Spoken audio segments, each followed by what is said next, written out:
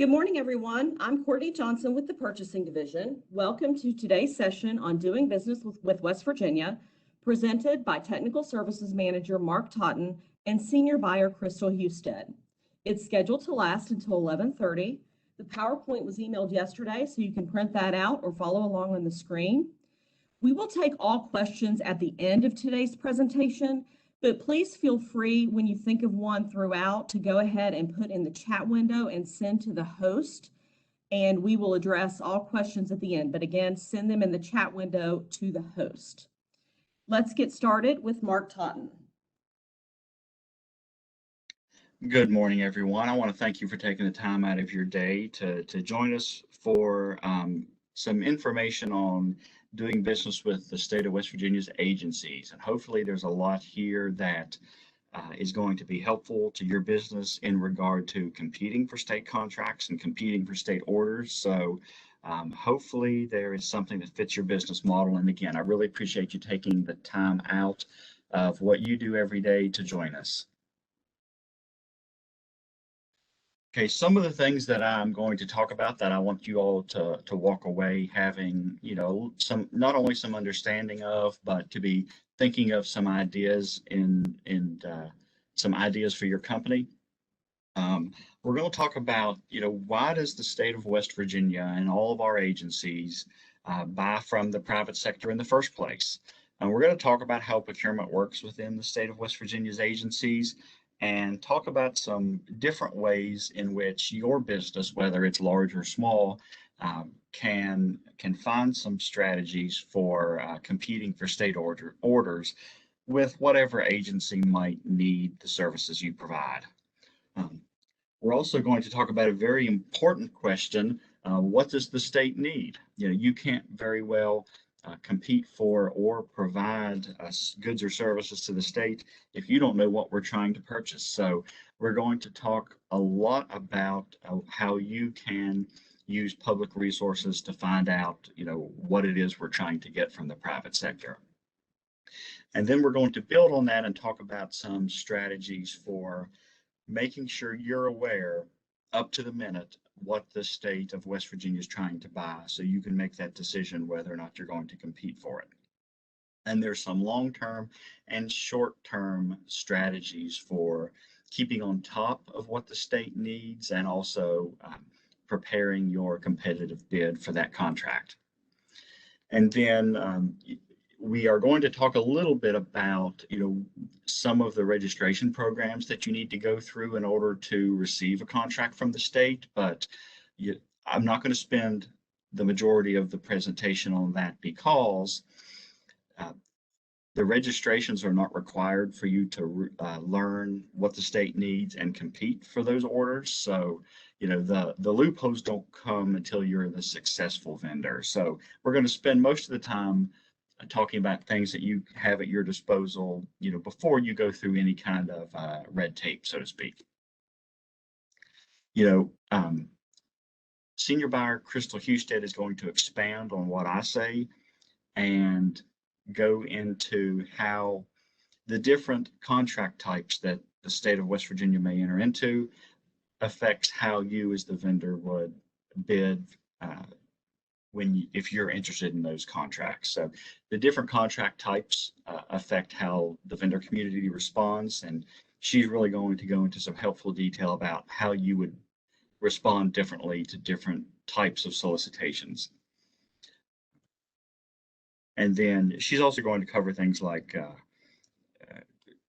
conflict resolution with a vendor, the different documentation that you have to turn in, things like that.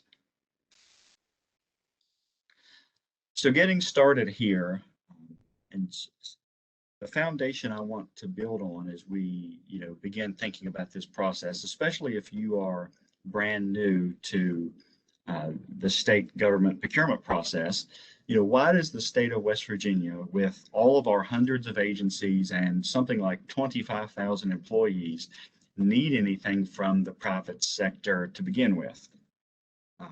The answer is, there are things that we cannot manufacture for ourselves, or if we did so, it just would not be cost effective for us to do so. In addition, a lot of the state of West Virginia's purchases are done in bulk. As opposed to agency by agency, the state will harness our bulk buying power and procure goods and services based on a larger quantity that all agencies need, and that essentially lowers the price when we use our bulk buying power together. Now, we never want this to happen, but sometimes it does. The state finds itself in an emergency situation where life or property is at risk.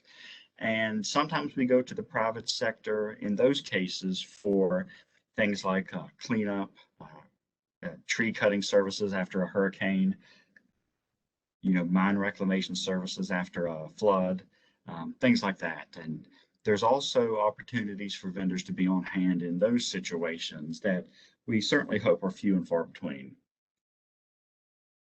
Now, one of the biggest thresholds that affects your world as the vendor responding to and competing for contracts is this buying threshold that determines the biggest difference in state procedure on our end.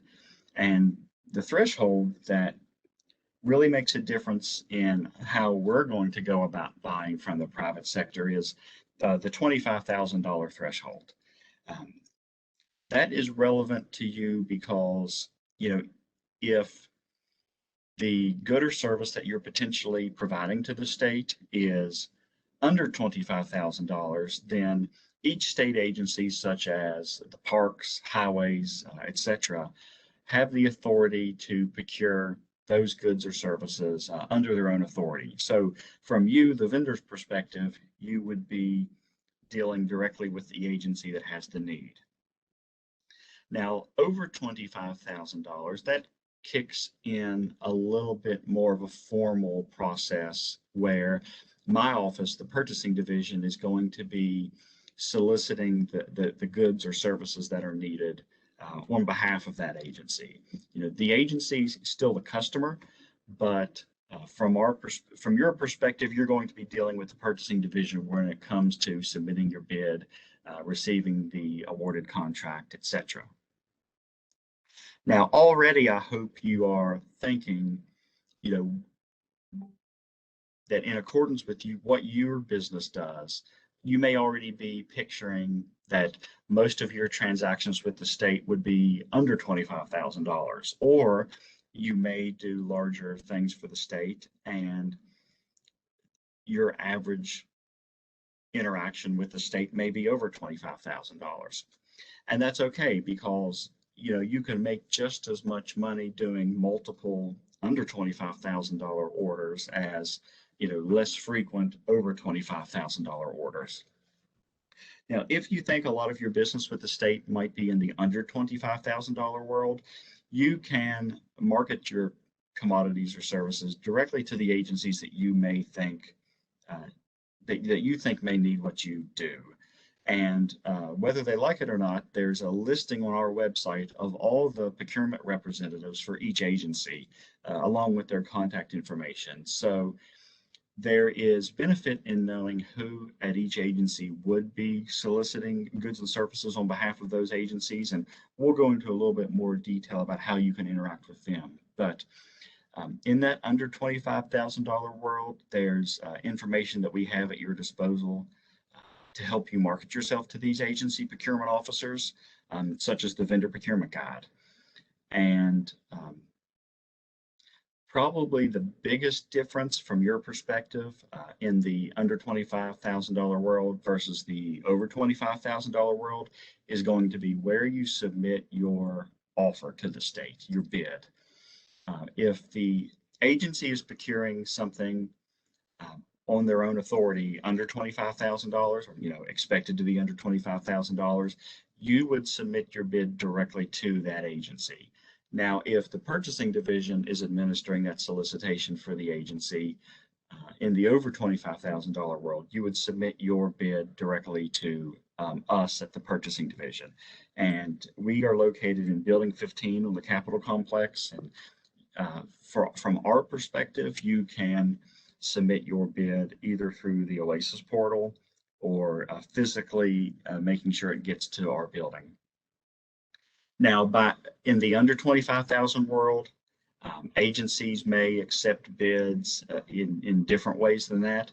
I know that some agencies accept both paper and electronic responses, and some agencies only accept electronic responses. That's just going to depend on the agency you're dealing with. So please be aware of, bid submission differences when you are getting ready to submit an offer to the state. Now, in that under $25,000 world, which I want to spend, a little bit of time on, because, for a lot of businesses, the bulk of your transactions with state government might be in this under $25,000 world. And I want to break down that dollar threshold in a little bit more detail, because in some cases, the state agency would not even be required to solicit bids from the vendor community. For example, if the state's need is expected to be $2,500 or lower, the agency does not even have to take the time to solicit bids from the vendor community for an order that small. So, you may especially be thinking now, hey, what we do is just in the $1,000, $2,000 range, in which case competing for state business could be really easy for you, because you wouldn't even have to put your offer in writing. The agency could just contact you if they knew who you were. Now, as the expected dollar amount of the transaction goes up, in the range more than $2,500 up to $10,000, the agency needs to get 3 verbal bids from vendors. It's still not as restrictive as, like the over $25,000 process, but as we get up in the amount of state money that we're spending, the formality increases. But from your perspective, if $2,500 to $10,000 is going to be the range in which, that's your average order with one of your customers, then you're still not looking at a large commitment of time and manpower on your end in order to compete for, a state order. Now, if what the state needs is over $10,000 but under $25,000, you would need to put your bid in writing for that agency, but you're still not going through the formal purchasing process with my office. So, for those lower dollar orders, you still have, different commitments of time from your perspective. So you're not eating large quantities of time out of your day in order to be able to potentially do business with the state of West Virginia's agencies. So what I'm going to do, now that we've sort of established a foundation of how state procurement works from our perspective, and how our different procedures impact how you're going to interact with us if there's potential business happening, I'm going to break down 3 strategies that I've put together for the vendor community to ruminate on in regard to your differing business models. And now these 3 strategies for competing for state business are by far not the only potential ways that are at your disposal in order to receive a state order or a state contract from one of our agencies. But I wanted to put these 3 strategies together for the vendor community to consider, to sort of start you thinking about, how your business might best fit in with the state procurement process. We don't know your business, but you know your business, and the average size of your transactions, and what strategy might best serve your company if you decide to compete for state orders and state contracts. So we've put these together for your consideration. And the first strategy largely revolves around how can you find out what the state of West Virginia's agencies in the 55 counties are trying to buy. And the biggest answer to that question is becoming familiar with a publication called the West Virginia Purchasing Bulletin. And the West Virginia Purchasing Bulletin is a publication that goes back several decades, actually, in different forms. And it advertises what is currently out for bid by many state agencies. Currently, the West Virginia Purchasing Bulletin lives inside the vendor self-service portal at a website called wvoasis.gov. And you can actually look at the purchasing bulletin for free without creating a username and password. You can look at the bulletin. There's no firewall. It's public information that's out there, and that's in the vendor self-service portal at wvoasis.gov. Now, you can create a user ID and password for your company to log into the bulletin for free. And there's some advantages to creating that user ID at no cost that will serve you when you're competing for state business. And we'll go into detail about that as well.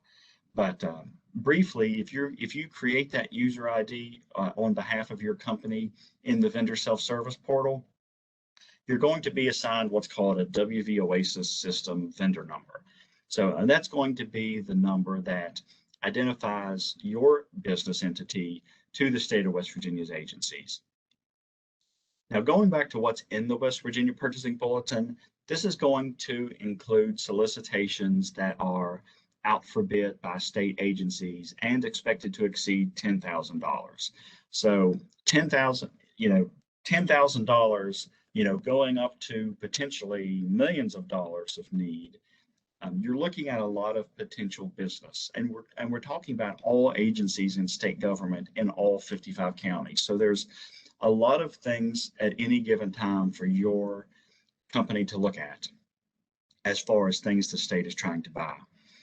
Now, I mentioned that the bulletin is primarily solicitations that are expected to be $10,000 and up, but state agencies may also advertise smaller dollar needs, especially if something that an agency needs is going to be really unique, or they want to use the power of the bulletin to solicit more competition than what may typically be available just by using the phone getting verbal bids. Now, as I mentioned in the very beginning of this presentation, you as the vendor, you don't have to go through any registration processes with any state agency just to submit a bid to a state agency. It wouldn't be to our advantage if we made you go through a lot of forms and loopholes just to submit an offer to a state agency for whatever widget we need right now. We want to encourage as many vendors as possible to submit a bid to our agency. So registrations don't apply unless you're actually the successful vendor for a solicitation. So I just want to mention that at this stage as well. Now, here is what the first screen of the West Virginia Purchasing Bulletin looks like. And if you've been looking at the bulletin for a number of years, you may notice that the bulletin is a little bit different here in the last 12 months.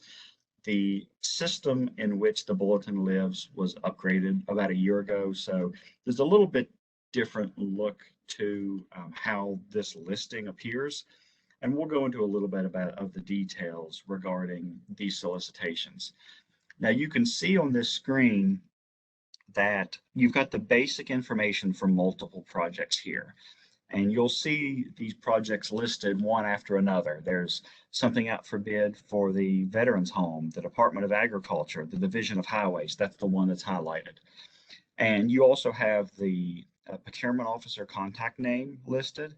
You've got a brief description of what the state agency needs on the far left there.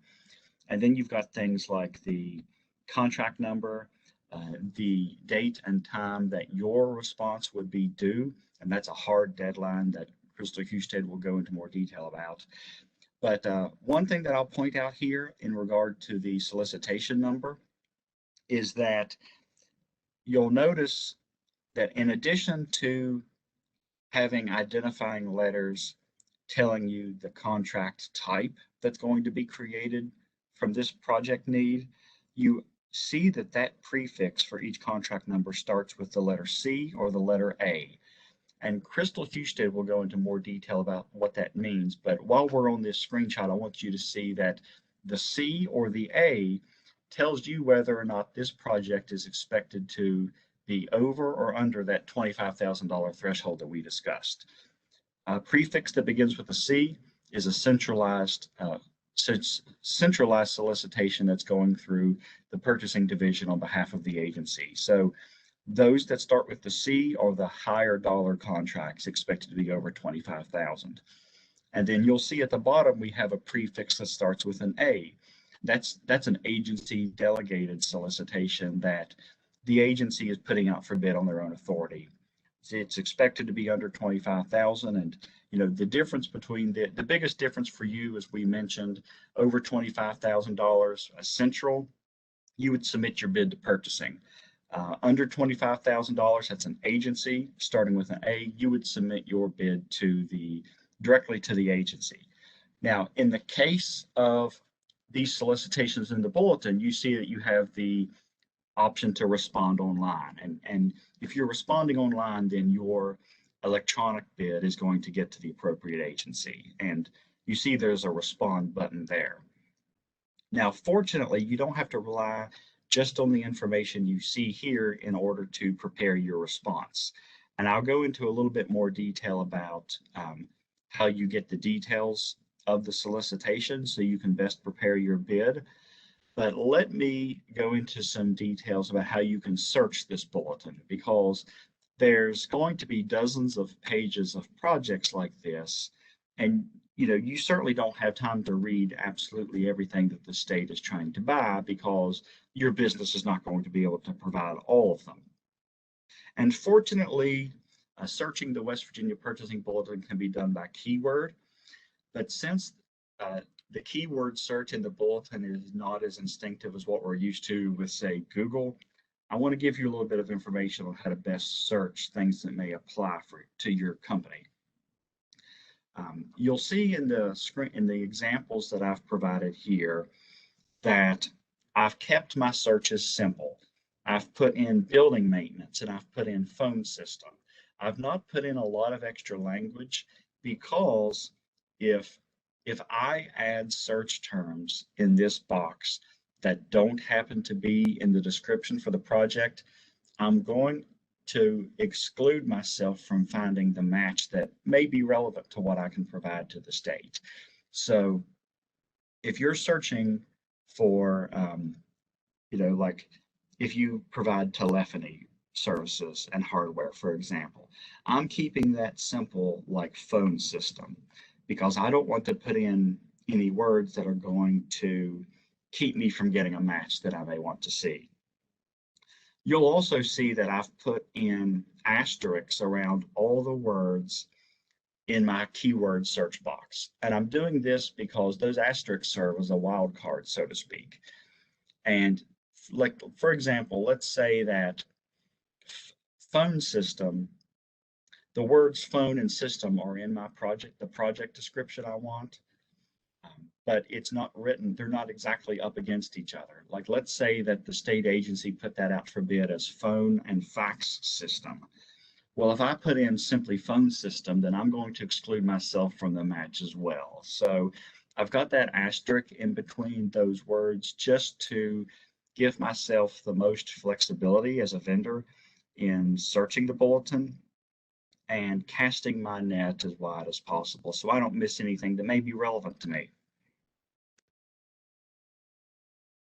Now, I'll go into a little bit more detail about that user ID that I said you can create to log into the bulletin. Now, that's free. And, I also want to differentiate that the login ID is not registering. The login ID is just making an account for yourself on behalf of your company. And you can also fill in information like your company address, contact information, and some things like commodity codes that your business can provide, which I'll also go into more detail about. But, creating that vendor self-service user ID is going to let you, respond to more solicitations more quickly, because the basic information about your company is going to be saved. And you wouldn't have to fill it in on paper every time that you submitted a response. Now, I'll mention that creating the user ID for this portal does not register your company with any state agency. It's simply giving you that ability to log in and save your basic information. As far as registering with state agencies, that would need to be done if you're the successful vendor for something.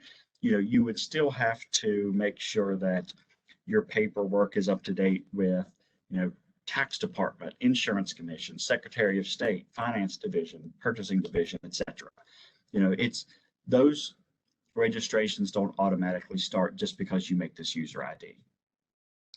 And the biggest advantage to you for creating this user ID, in addition to just having all your information saved, is that you can also create a profile that's going to give you email alerts for solicitations out for bid that may be relevant to your company. And I'll go into a lot of detail about that for you all. But now, just to mention also,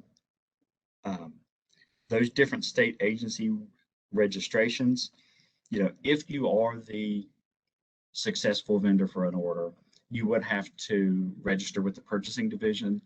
And, our process can be completed online. And that includes a disclosure of information about your company, and in some cases, the payment of a $125 annual fee. But again, that would not be a requirement until you are actually about to get an order or a contract from an agency. So, but since we're talking about this online portal, I do want to mention what our program is for registering to do business, and that you can do it online. And as far as registering to get paid for services performed for the state, sending a W-9 to Finance Division is, the payment registration process. So right there, the ordering registration with Purchasing Division and the payment registration with Finance Division, that's the bulk of what you would have to go through that you wouldn't already be registered for if you're a business that's new to doing business with the state. Now, I mentioned this online portal that's so advantageous to you, and I want to show you a little bit of it. I've got two different screenshots here, and on the left, you can see where I've got some of my basic information saved. I've got a mock vendor account, so to speak, and it's got my name, it's got my WV Oasis vendor number there, and it's got information on whether I'm registered with purchasing and finance. So like all that information is saved, and you would have your own corresponding account summary if you set up a user ID in vendor self-service. Now, I also mentioned, and very importantly for you, that when you create this account, you can set up email alerts based on something called commodity codes. And I'll go into more detail about what a commodity code is, but I want to show you where in this portal you would build this information in your profile showing what commodity codes are relevant to you. And you can see that in the Edit My Account portion, there's a tab that simply says Commodities, and there's a button that says Add Commodity that you can press and just enter the commodity numbers one by one. Now, these commodity codes are going to be based on what it is you provide for the state, or not just for the state, but what it is you provide in your entire business. So I'll go into more detail about that, but I did want to show you where you would actually put those into your record. Now, jumping back here to the bulletin, and I mentioned that you wouldn't have to rely just on the brief summary of each project in order to prepare your bid and your price. When you click on the details, like when you click on the contract number for each thing listed in the bulletin, you see that there are, you'll see this screen. And I've brought up the Oasis screen for an agency solicitation that's out for bid. And under attachments, you see all these documents that are relevant to this project. And they're going to describe what the state needs in detail. You may have part numbers, manufacturer numbers. There's going to be terms and conditions to review. There may be maps of a building. There may be diagrams of a certain pump or engine. I mean, everything that you would need to know as the vendor in order to build a specific response and price it competitively, it's going to be here in the attachments section. And you'll want to download every one of these attachments and review so you have the most informed opportunity to craft your company's response if you want to compete for this project and submit a price to the state. And in some cases, there may be a pricing sheet that lets you fill in prices for, a series of parts. So it's all going to be in the attachment section for each solicitation that you see here. So you're not submitting a price or a proposal to the state just based on a 1 or 2 line description. There's going to be a lot of information here in this online portal for you to craft your response.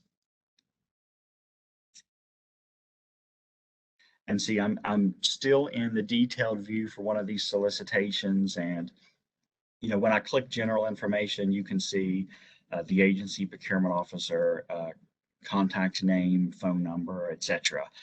When the responses are due, things like that.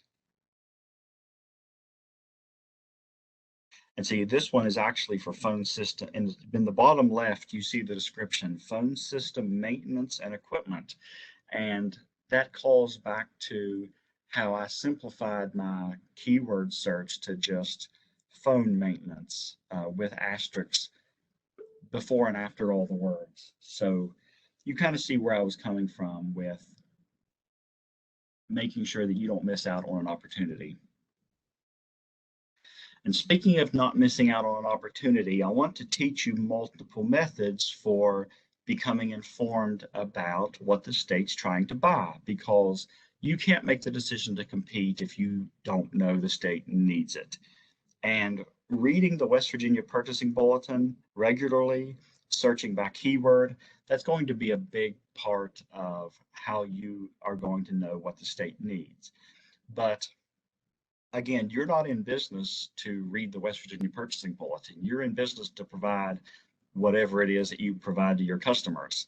And I want to teach you, this other method that's going to help you stay informed about what's currently out for bid by our agencies. And these commodity-based email notifications are going to be a second hand working for you in terms of finding out what the state needs. And to go into detail about what a commodity code is, it's a way of cataloging and classifying everything that can be manufactured or sold on the planet.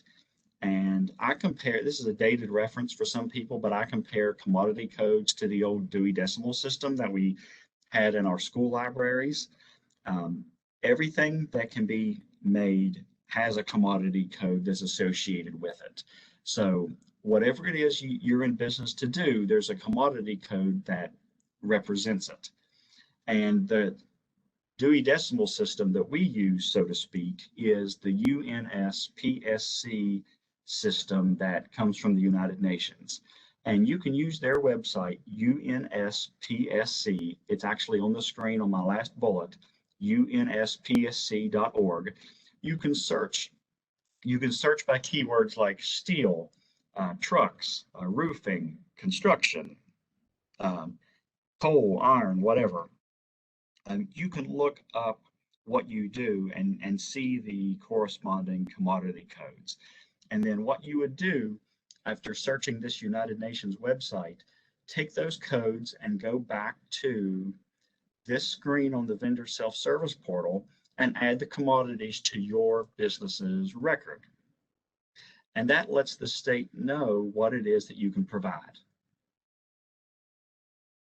And then if you have an email address on file, then anytime that something goes out for bid that falls under one of these commodity code classifications that you've indicated that you can do, then you should get an email alert about it. Now, neither system is foolproof. You may miss something by reading the bulletin manually. The commodity code that you've entered may not be the way that the state has classified it, so there's not a matchup. But to summarize my first strategy, I wanted you to have all these different methods at your disposal for finding out what the state's trying to buy, because that's the most fundamental part of it. You can't compete for the state business if you're not aware we need something. So there's reading the bulletin, getting email alerts, there's all these things at your disposal for you to become informed. You may make the decision that you don't really want to compete for this business right now, but you don't have the freedom to make that decision if you're not aware. So the first, and to me, the most important strategy for doing business with the state is knowing how to search for what we're trying to buy so you can make the decision whether or not you're going to go through the competition.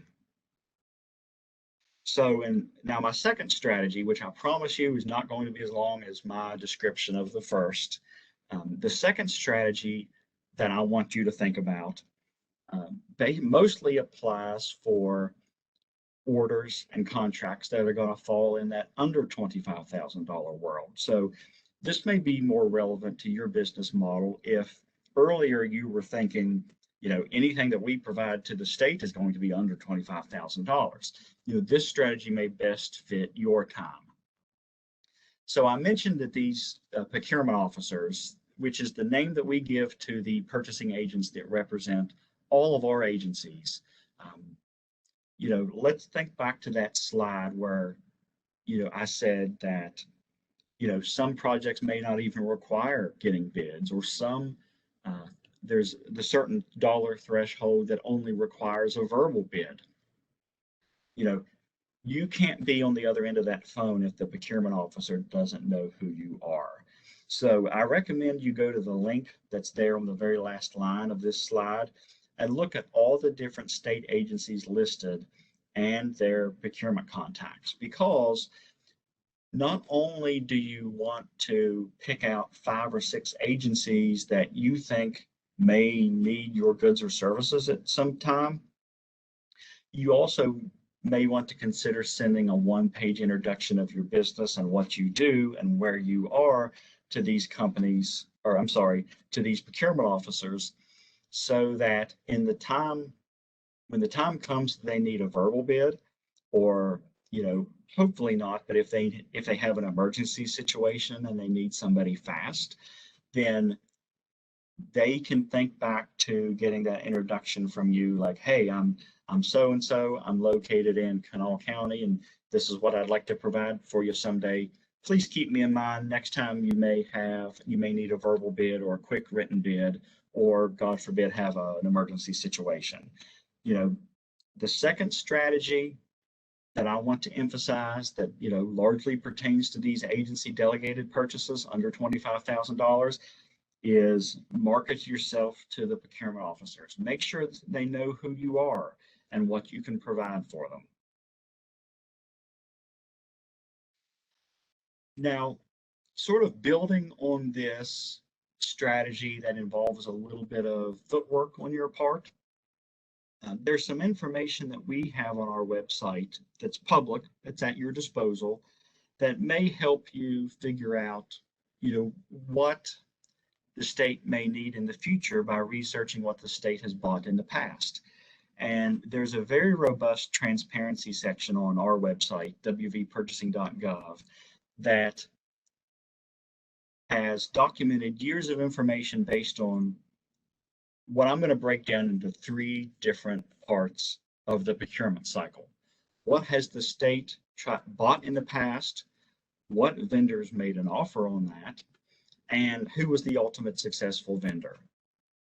Those 3 pieces of information you can find in our transparency section on our website. Now, the first, of course, is largely going to be archived through the West Virginia Purchasing Bulletin, because not only does the bulletin say what we are trying to buy right now, but it also keeps a record of what's been out for bid in the past. So, when we're talking about trying to find state agencies that need your stuff, even if they're not trying to buy your stuff right now, you can look and see if they have in the past. So looking through the Bulletin archives may give you an idea of what agencies could potentially buy your goods and services. And then, what is the relevance to you of seeing what vendors have, bid on your particular commodity and service in the past?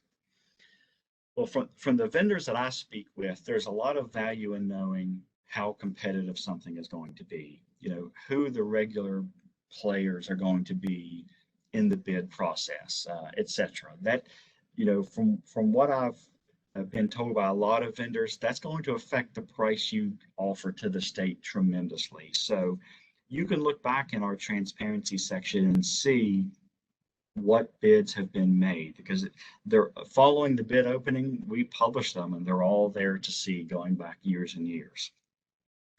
And then ultimately, the third piece to complete that cycle is, who ultimately received the contract. And that's posted on our website as well in our notice of award information. And then the direct link to our transparency section is there at the bottom, but it's also posted.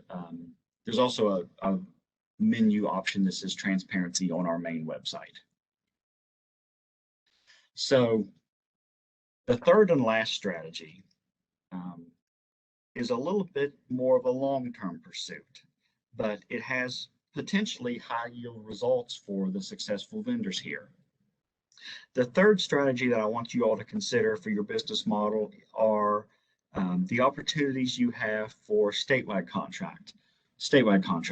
And what statewides are typically an exclusive agreement with the state of West Virginia for you to be the only provider for commodity and service for a period of time. And you'll remember at the very beginning, I talked about the state harnessing our bulk buying power to get the best price on frequently purchased commodities and services, things that all agencies are going to need, like paper, computers, fuel, gravel, things like that.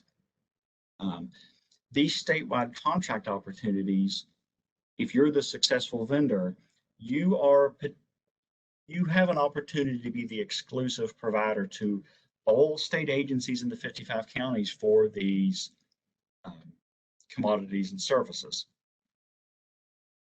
Now, I mentioned that these contracts are in place for a certain period of time, maybe 1 year or 2 years. So I can't put, somebody in the vendor audience that can provide these things. We can't put you on a statewide contract tomorrow because we're already in an agreement with a vendor to be the exclusive provider for these things.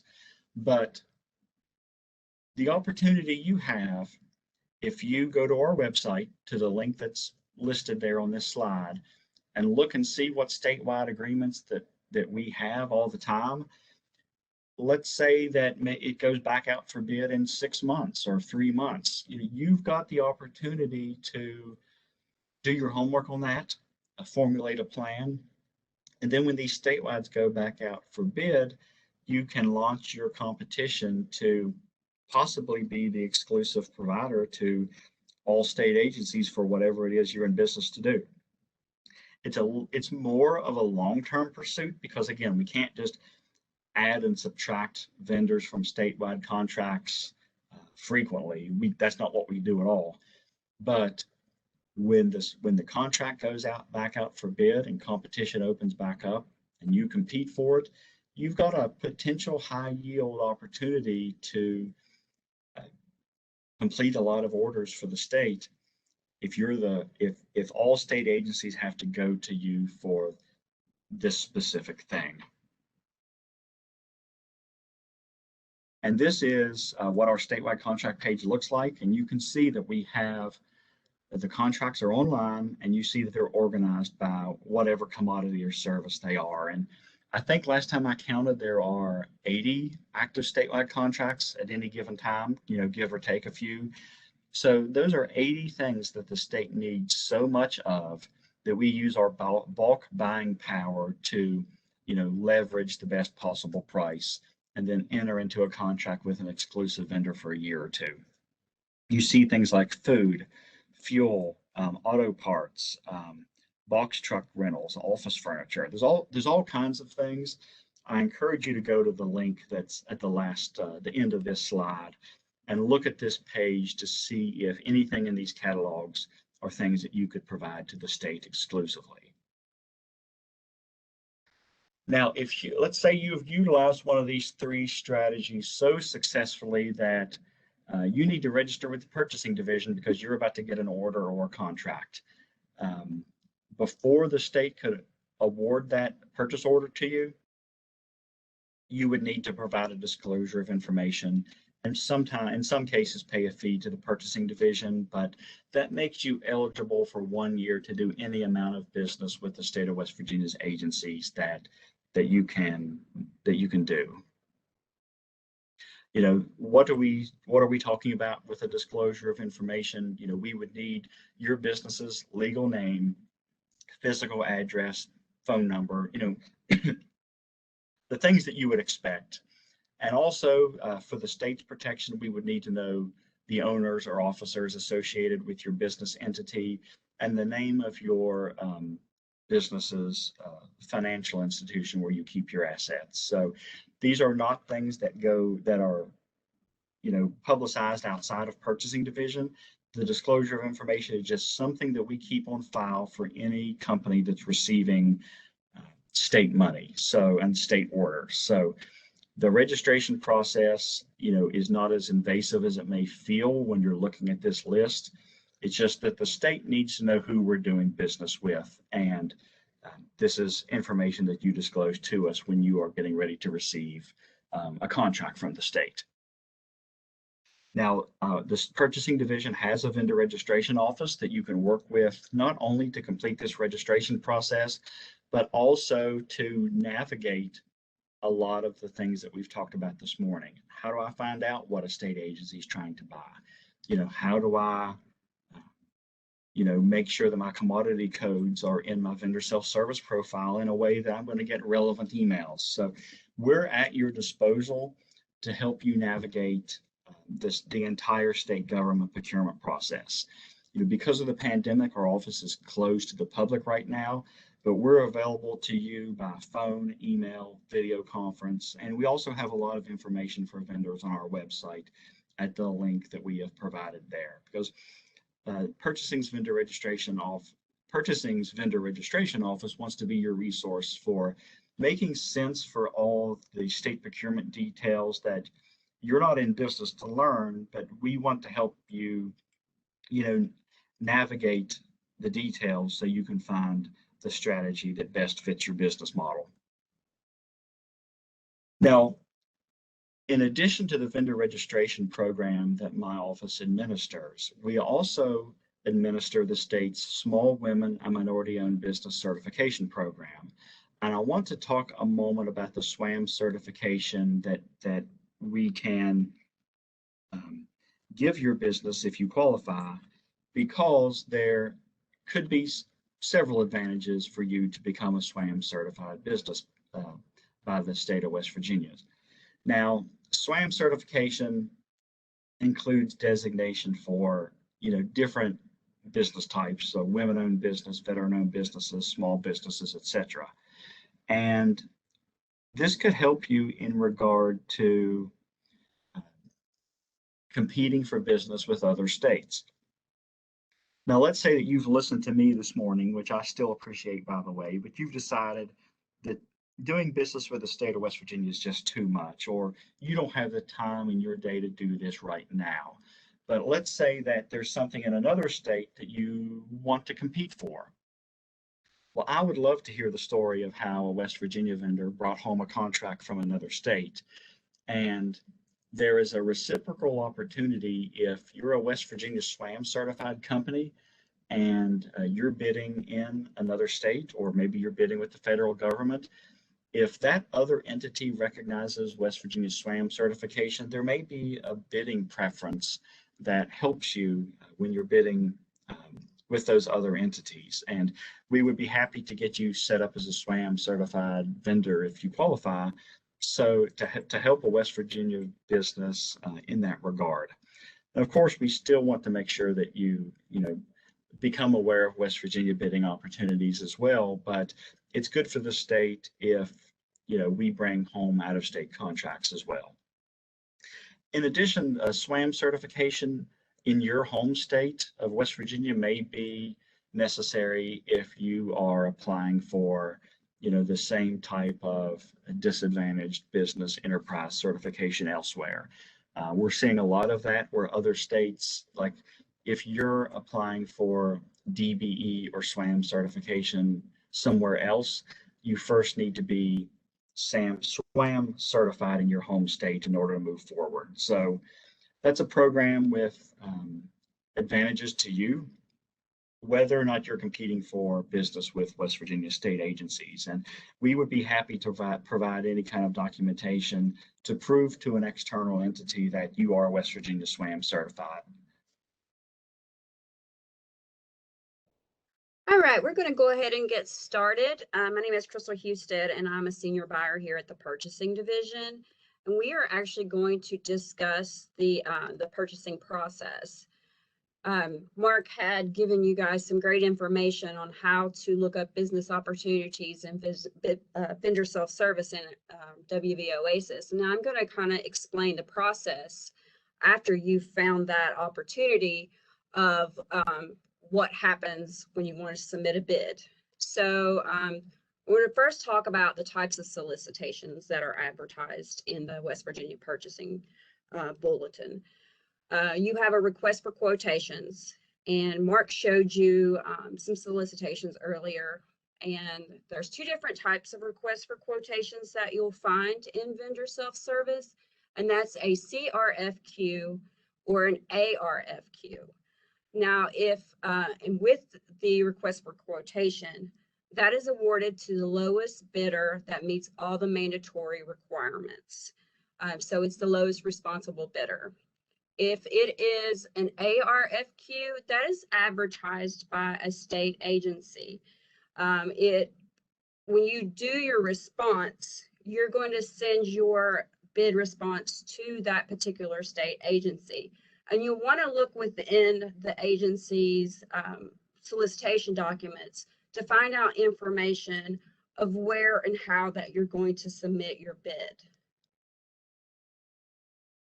If it is a CRFQ, that is a central request for quotations, which means it is being advertised on behalf of a state agency by the West Virginia Purchasing Division.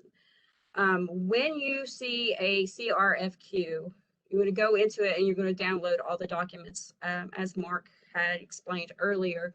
You'll want to make sure the first thing that you review is the instructions to vendors submitting bids. That's going to provide you on how to submit your bid, and we have multiple methods on how to submit your bid response to the West Virginia Purchasing Division. You can submit it electronically through vendor self-service. You can also fax your response, mail, drop off in person. We do not at the Purchasing Division accept at any time. We've never accepted emailed responses. And we specifically say that in our instructions to vendors submitting bids. So if you are submitting a response to a CRFQ, we do not accept email responses. The agencies, if you're responding to an ARFQ, an agency may accept bid email responses. It just depends on their particular purchasing process. But with the Purchasing Division, we do not accept emailed bids. Now, Mark explained to you earlier that you will want to go into vendor self-service and you want to download all of the document attachments. I know here at the Purchasing Division, we typically do it all one scan. So when you go into vendor self-service, you only have to download the one document. State agencies, if it's an ARFQ, may do theirs differently. But here at the Purchasing Division, we typically only do one scanned document. Like I said earlier, the first thing that you want to do when you're downloading that document is go through the instructions to vendors submitting bids. That will tell you how to submit questions to the purchasing, how to submit questions regarding the solicitation. It will also give you the deadline for questions, the bid opening date, how to submit your bid, other information contained in that solicitation documents will be the terms and conditions of that particular solicitation, which will eventually be the contract. Specifications, pricing, if it's construction, it'll have the various construction documents, drawings, maps, if those types of documents are going to be related to that solicitation. When you are submitting your questions, they have to be submitted in writing. If you call me and ask me a question about the solicitation, I'm not going to be able to provide you an answer. We are just bidding here at the purchasing division. We bid on behalf of the agency. So I'm not an expert on whatever the solicitation is. So if it's a, if it happens to be a tractor, I'm not an expert in tractors. I'm an expert in the bidding process. So that's why we always have vendors submit their questions in writing. That way we can forward it to the agency, and then the agency will address your all vendor questions in a formal addendum.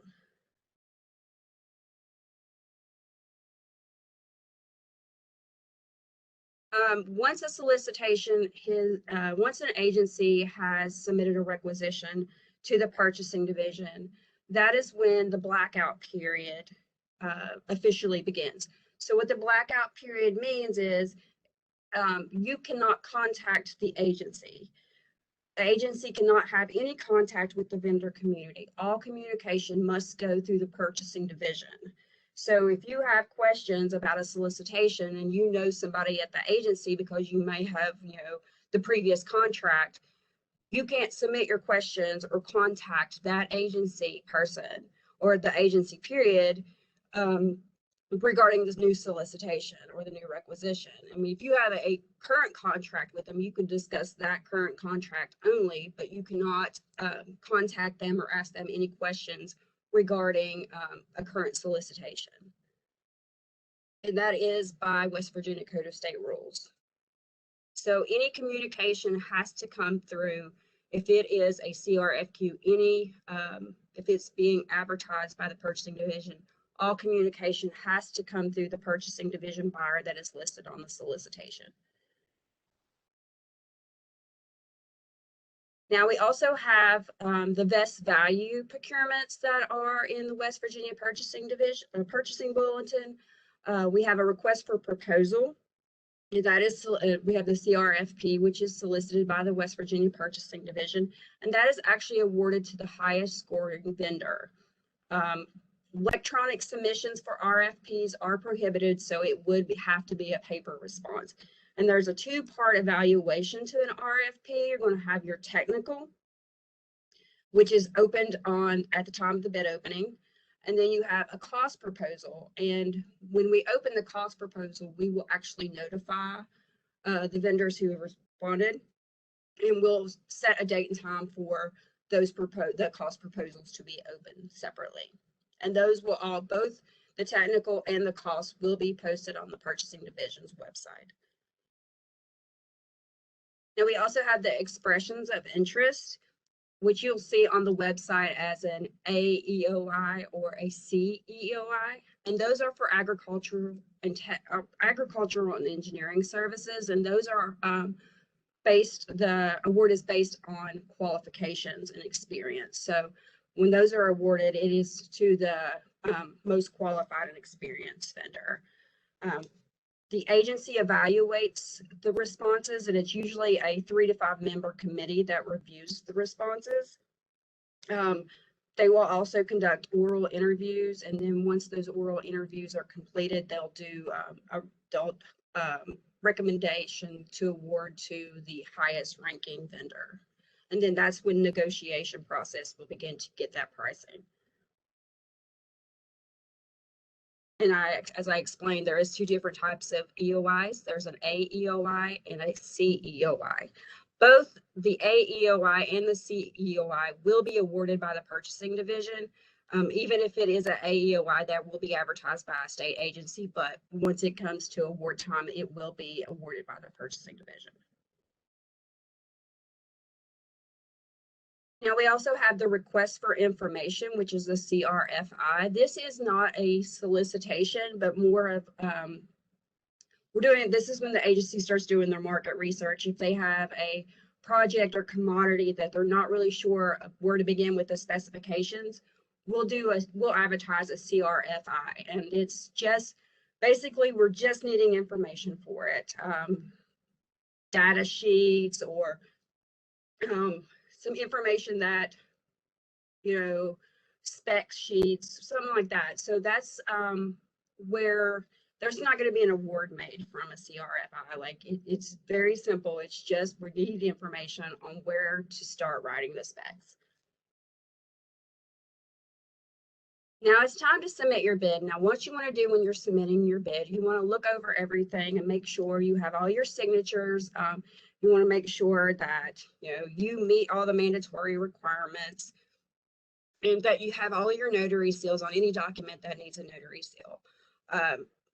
The Section 8 of the terms and conditions will also provide you with information on the types of insurance that is required.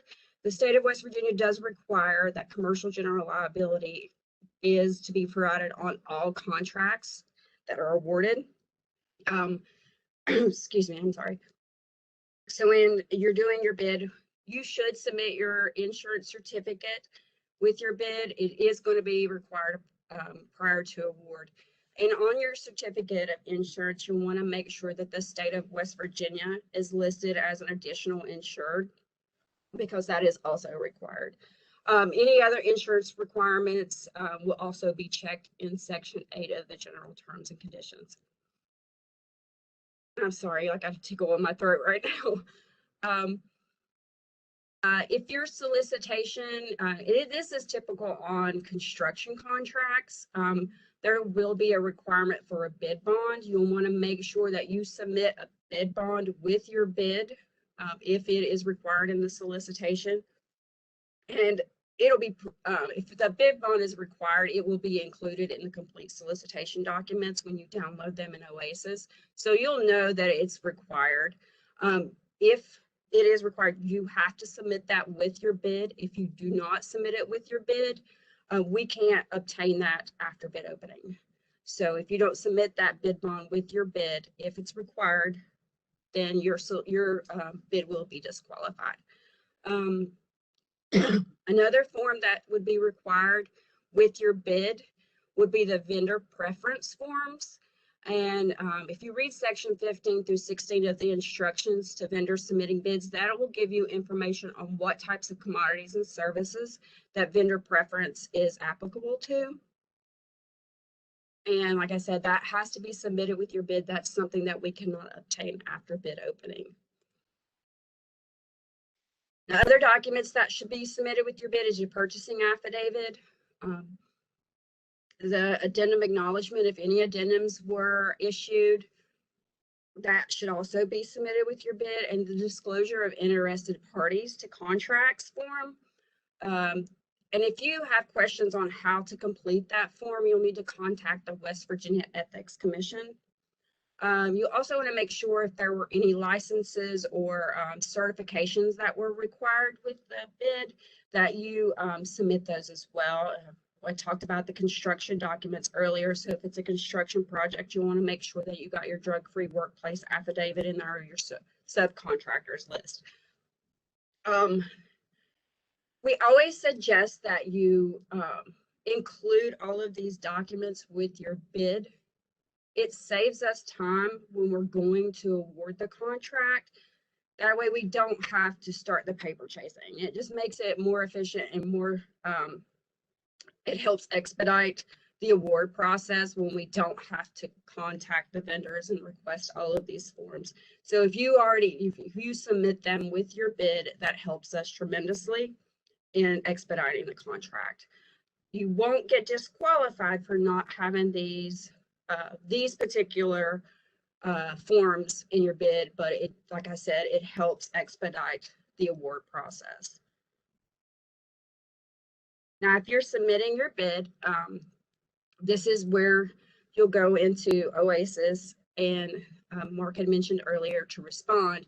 So if you are responding to a solicitation, you could upload all the required documents. You can do that with one scan, or you could actually break it up into multiple scans. It's not, there's no particular way that we prefer it. So if it's easier for you to attach the documents separately, that's fine. If you want to do it all as one scan, that is also fine.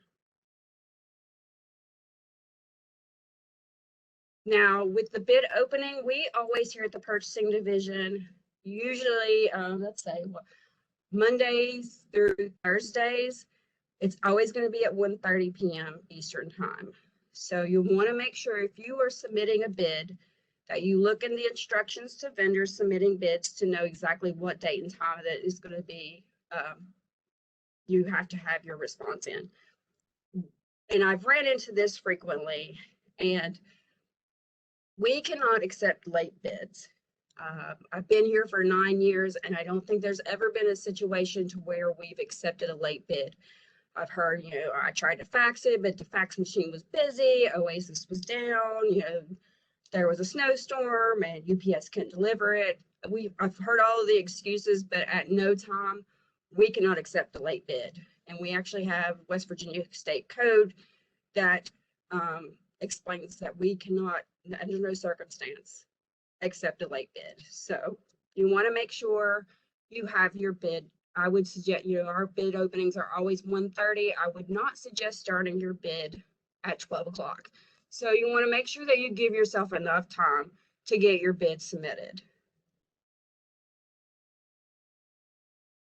Now, the bid opening procedures vary between an A versus a C. Like I said, agencies, an ARFQ, or any solicitation that begins with an A, that's going to follow the that particular agency's bid opening process. And that can vary from agency to agency. They all have different processes for their bid opening. With the purchasing division, like I said, it's always going to be at 1:30. It's a public bid opening. You want to make sure that you review all your solicitation documents on how to submit your response. So if it's an A, you'll want to make sure that you look through those instructions to vendors to see how that particular agency wants the bid submitted. With the purchasing division, is also located in section 6 of the instructions to vendors. So that tells you, the fax number, our address, OASIS. You could drop it off in person. So, but you always want to make sure that you check those instructions to vendors, because that's going to give you the information on how and when to submit your bid. And this slide just gives you our information again on how to submit bids to the purchasing division. Now, if you are faxing a bid, like I said earlier, our bid opening is 1:30 p.m. Eastern time. That's a set date or a set time. Anything after that, if you get your last page, fax page in at 1:31 and it's not time stamped, like, we cannot accept it. It has to be time stamped by 1:30 p.m. Eastern time. Anything after that time, it is considered late and will be disqualified. Now, currently, we aren't open to the public for bid openings, so we do have a link to where you can view the bid opening virtually. Following the bid opening, all bids received are posted on the West Virginia Purchasing Division's website, and that's actually the link to where you could go view the bids after the bid opening. They're usually posted by the end of the day, but sometimes if it's depending on the amount of responses received, it could be the next morning. So we usually tell people within 24 hours, they will be posted on the Purchasing Division's website. Now, once the bids have opened, the agency that we have bid on, that we bid on behalf of, they will go on to our website and download all the responses, and that's when they'll begin their evaluation. They'll complete their evaluation, and then they'll submit their recommendation to the purchasing division buyer. Once the buyer has reviewed the recommendation and agrees with it, that's when we'll go through and start making sure that all the registrations are completed. So Mark talked about, in OASIS, you don't have to complete a registration to bid, but you will have to complete that registration to be awarded a contract. You'll also have to register with the West Virginia Secretary of State's office. Once again, that is once you're awarded or prior to award, you will have to be registered with the West Virginia Secretary of State's office. And that's also when we'll go through and I'll look through your bid and make sure that you have all the forms. Any forms that you don't have, I will request those.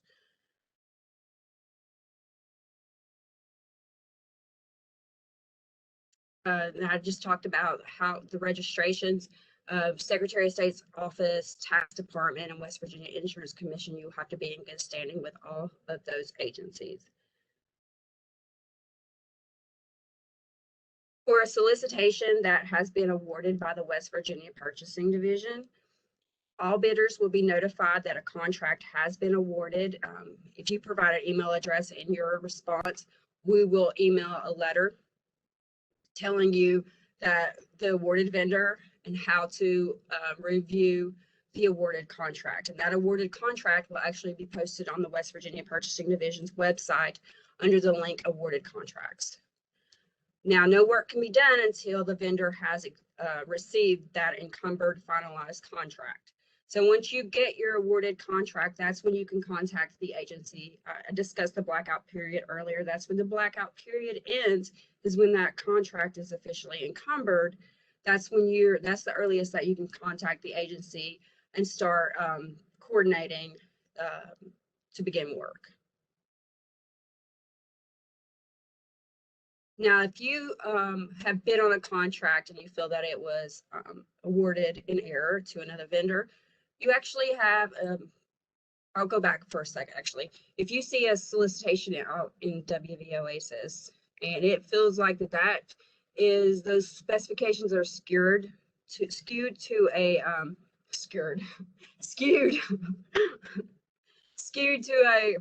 particular brand or a particular vendor, you actually have the option to protest the specifications. So you would actually send an email or a letter to the buyer it has to be received within 5 days before the bid opening. So you'll want to make sure that you get that in and you know the bid opening date and time. So you could actually protest those specifications. Another type of protest that we have here at the Purchasing Division is if you, like I discussed earlier, if you feel that you bid on a contract and you feel that it was awarded in error to another vendor, you have the option of filing a protest of award.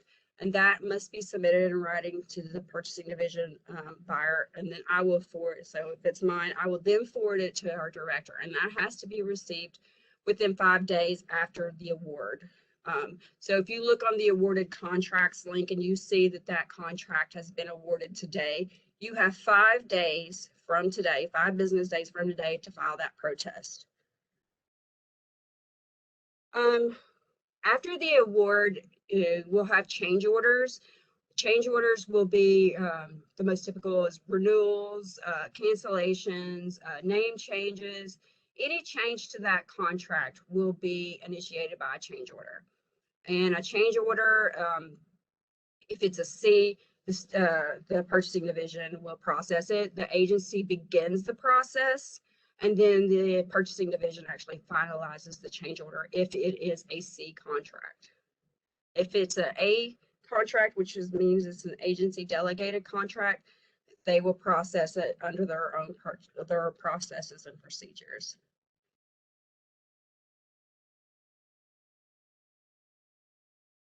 Like I said, if it's an AMA or APO, which is an agency master agreement or an agency opening contract, or if an agency purchase order, they will follow their own processes and procedures.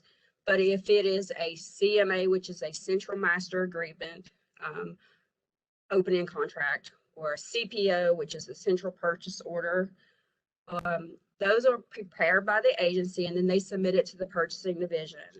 If it comes to me, I'll review it to make sure all the information is correct. And then I'll put it in what's called the signature process, which means it goes to my supervisor, then it goes to our encumbrance supervisor to review it, and then it goes to the Attorney General's office. Once they've reviewed it and signed off, then it comes back to the purchasing division for encumbrance, and then that's when the work can begin. So here's just a few things to remember. Like I discussed earlier, the purchasing division cannot accept late bids under any circumstances. So you'll want to make sure when you are getting ready to submit your response that you allow yourself enough time to get that bid in. I wouldn't, like I said, I would not, our bid openings are always 1:30. I would not start your bid at 12 o'clock. I would start it maybe the day before. With formal acquisitions, formal being a solicitation that is advertised by the purchasing division, CRFQ, CEOI, CRFP. Questions must be submitted in writing to the buyer listed in the solicitation. That's the blackout period. So if you cannot communicate with the agency, so if it's for DEP, if I'm the buyer at the purchasing division advertising a solicitation for DEP, you cannot contact DEP to ask them questions about the solicitation. It has to come to me in writing. With the documents, I would suggest, once again, any documents that are required prior to award, you should submit those with your bid, because that, just like I said, it helps expedite the award process if I'm not having to continually go back and forth to get insurance or get the affidavit. You want to review the purchasing and agency master terms and conditions to make sure that you are aware of what it is expected of you when you are awarded a contract. And there is actually two sets of terms and conditions that the state of West Virginia has, and that's the purchasing terms and conditions, which is anything that comes through the purchasing division.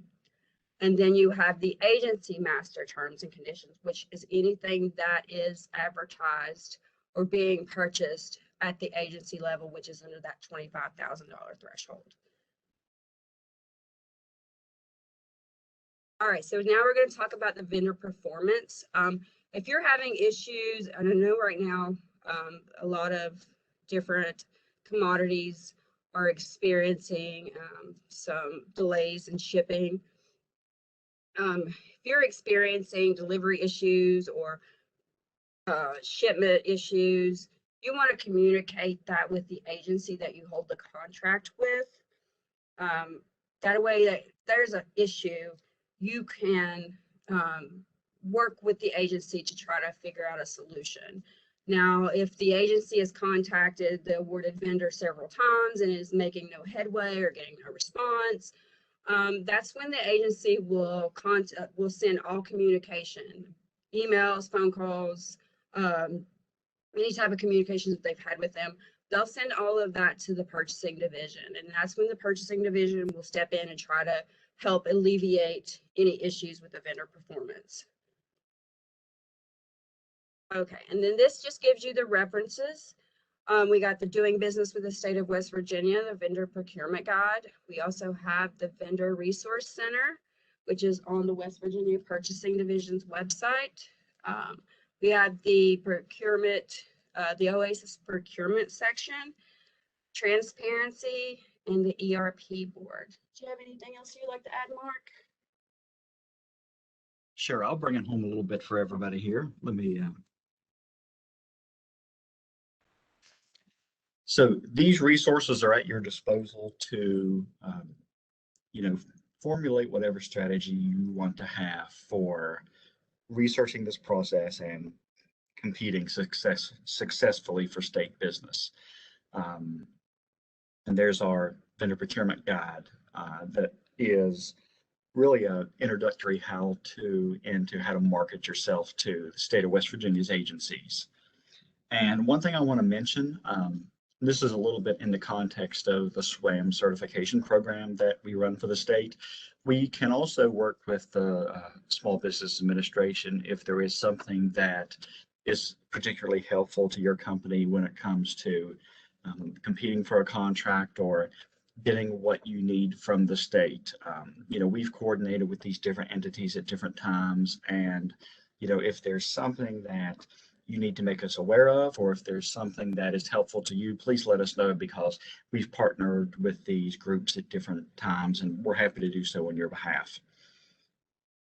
Now, to sort of sum up what we've gone over this morning, those 3 strategies are by far not the only ways that you can become successful vendors for the state of West Virginia, but I hope that these 3 ideas for you, researching the Bulletin, marketing yourself directly to state agency procurement officers, and investing in that long-term high-yield pursuit of statewide contract opportunities, have put in mind and given shape to a lot of the ambiguity that beginners may feel that are not that familiar with the state procurement process. Hopefully this has taken away some of the mystique, if you're new to this process or, not sure where to start. And I hope that you kind of have some ideas in mind and want to invest the time in competing for state contracts.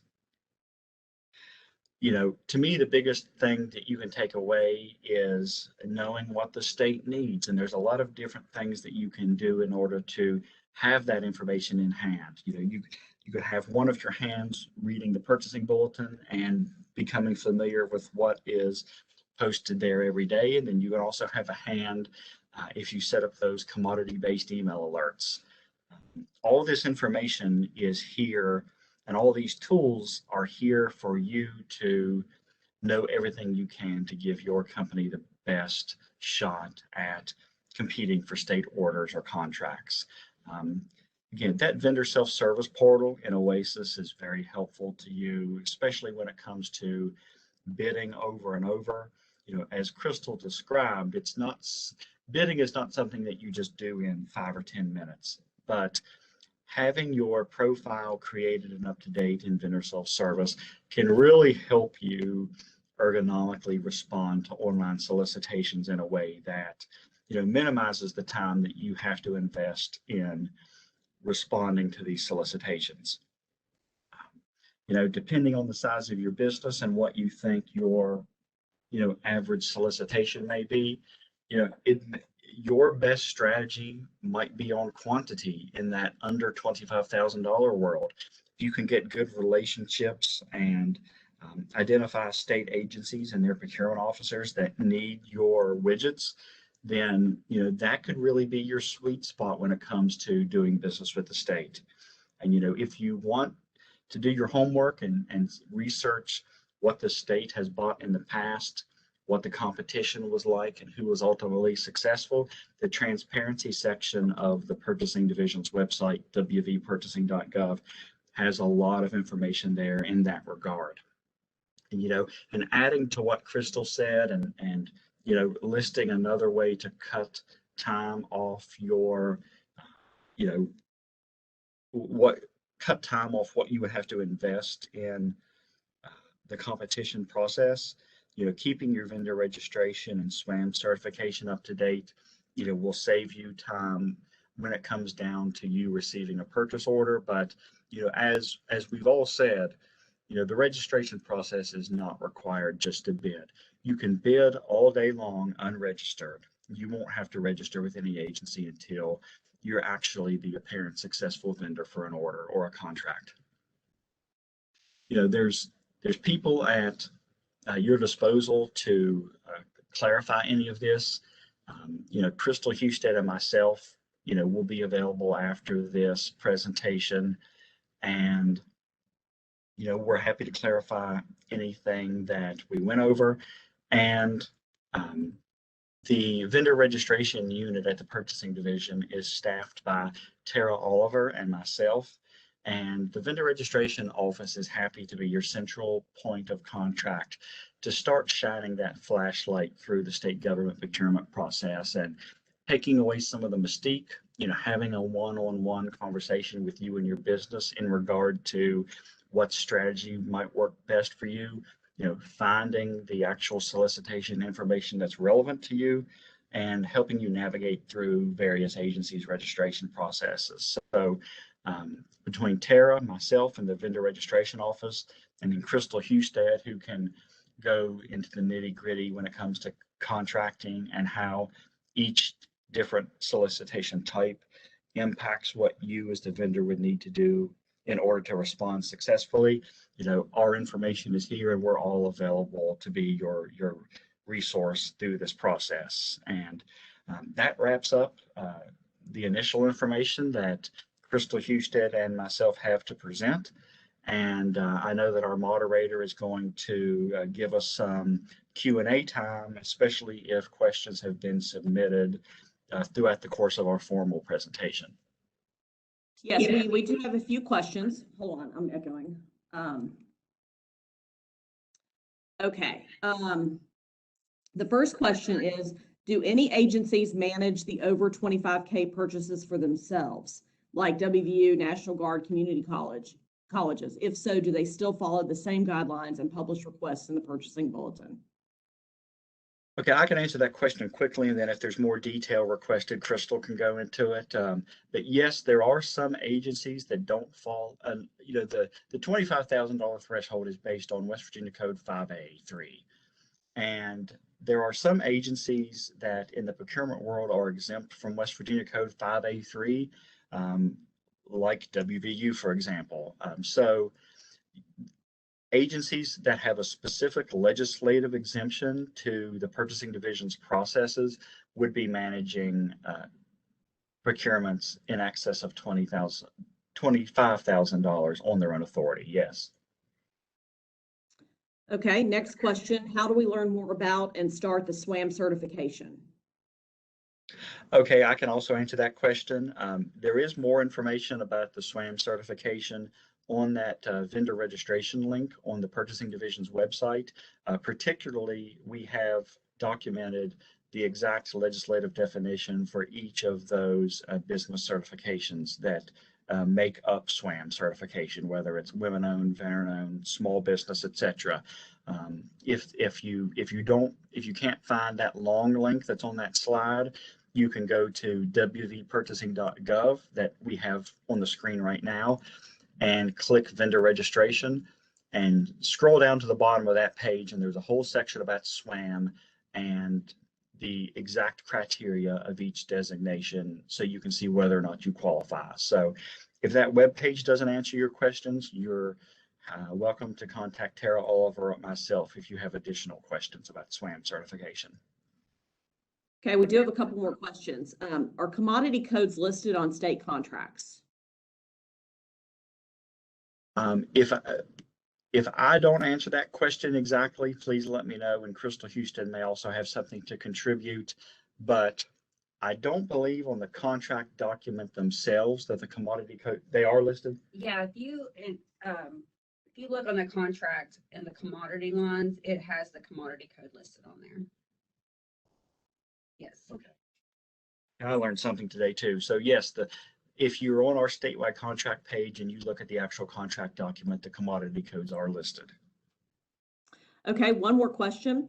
How can an agency or current vendor avoid having to award new contract to lowball bidder who may not have experience to provide competent services?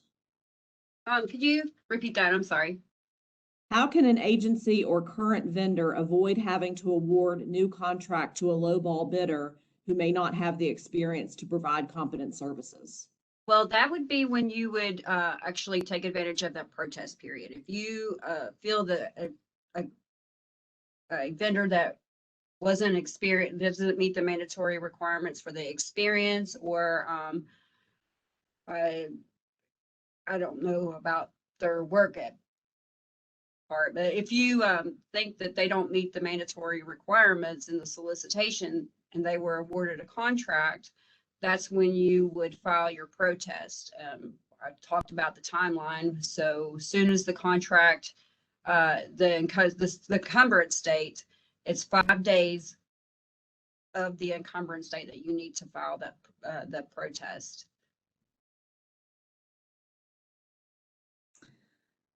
Okay, that's all the questions that we have received. So I want to take a moment to thank everybody for your participation. This webinar has been recorded and will be posted on our website shortly. I mean, not today, probably not tomorrow, but within the next week or so. So feel free to access that at a later date and contact one of us if you have any further questions. Thanks, everybody. Thank you all so much for taking the time out of your day to join us. We appreciate it very much.